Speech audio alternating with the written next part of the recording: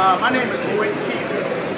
I was fortunate to win a silver medal in the Olympics back in Montreal in 1976. Also won a world championship, first African American winning the world title in wrestling back in 1973 in Tehran, Iran.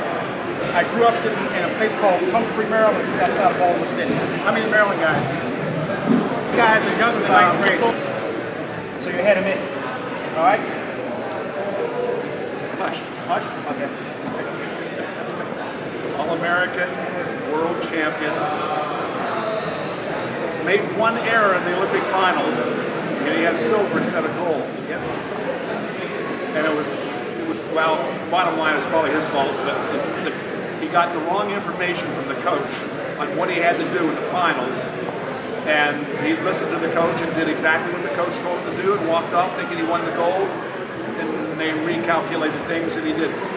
But world champion, in my mind, Olympic champion, one of the best ever. He's got a few gray hairs now. He's a little older, but he's still pretty tough. Butch Keezer. Thank you, Wade. All right. So I grew up in Pumphrey, Maryland, didn't stop until 9th grade. Got my butt kicked. Didn't make weight the first time. Got pinned twice. Tried to quit the team. Tried to be coach. I can't be successful in wrestling. He taught me to stay out for the team. Went back out for the next match and lost the school for the blind.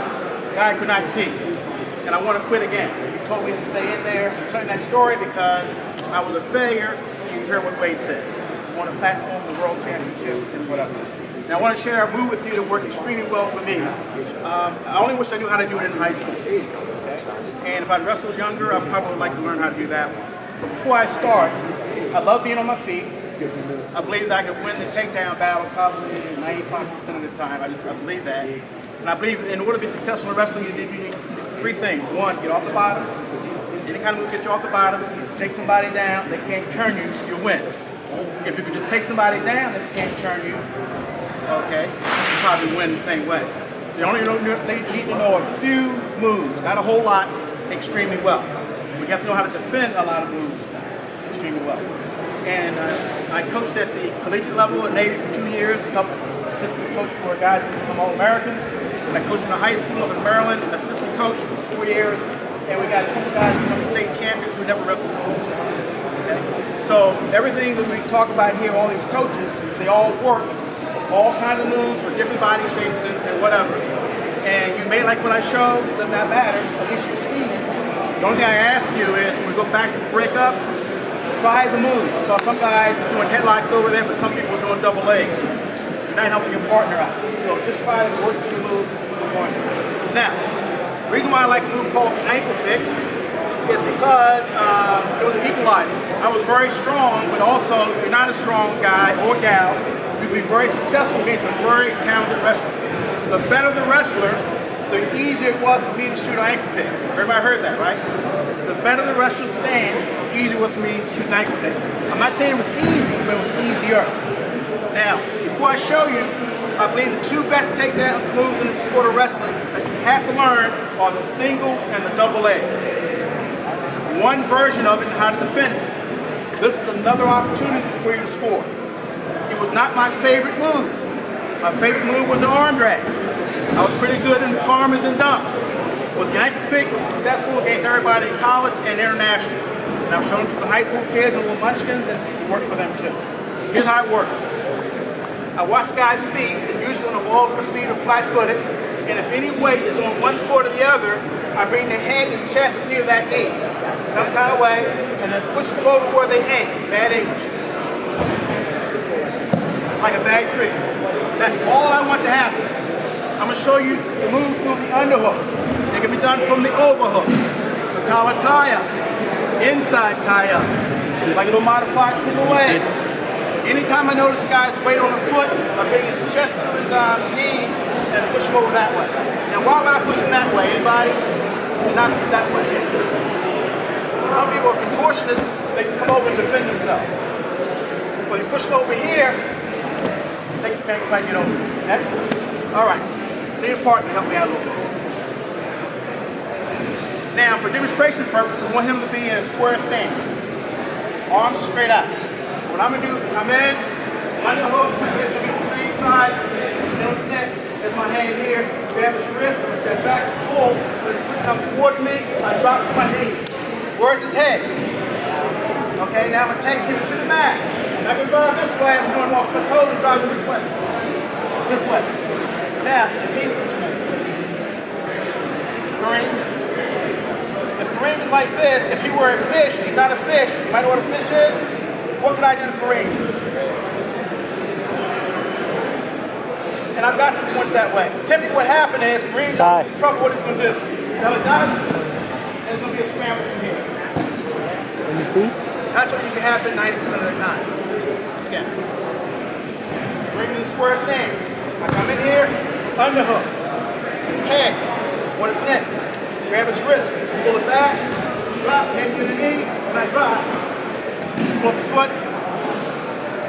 You might wind up in a turret. Usually move forward, move forward, move forward. There's going to be a scramble from here. Okay? Looks pretty easy.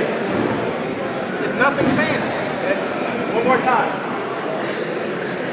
Square stance. Underhook. Head on his neck. Grab his wrist. Step back and cut the foot.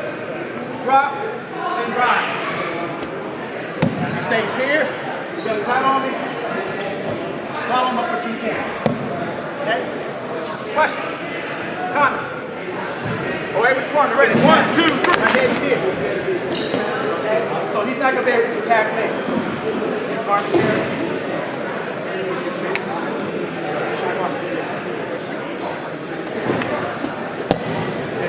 So if I put an underhook in there, there's a chance that can happen. So when I taught my high schoolers, I only taught them from the collar time first. But I prefer this one to a lot of reasons. So now, he does the farmer's carry. Why couldn't he do it? Head blocks, same for headlocks and those kind of things. You can't stay there forever because the rest of people do what? It's always installed. Okay?